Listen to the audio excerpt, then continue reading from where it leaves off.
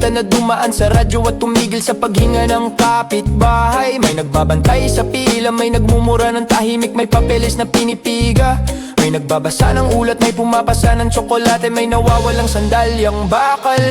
Tuloy lang ang ilaw sa kanto, tuloy lang ang ilaw sa kanto. May malalim na paghinga sa ilalim ng tulay, may tubig na humahaplos ng tubo, may pumipitas ng ligaw na rosa sa gitna ng pagod at ng pagsasabi ng oo. Ang tren na hindi pa dumaan, nag-uumpisa ng kanta sa underpass. May kumakatok na cellphone, mesa ng bar na puno ng tahimik na tawa. May paunang kasunduan, may sapat na papel para sa bagong buhay. May munting ritual sa loob ng silid, may dalang payong na nakalatag. Ang mga mukha nagkikintal ng liwanag ng billboard na gawa pa lang. Mga paa lumalakad papalapit, mga kamay nag-aabot ng formal na panata.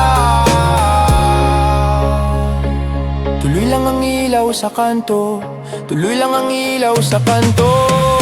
Sa dulo ng araw, may bangkang papel na lumulutang sa kanal. May vapor ng tunog na naglalabas ng pagod mula sa buwan. May naghuhugas ng plato sa gilid ng kalsada, may kumikislap na bote.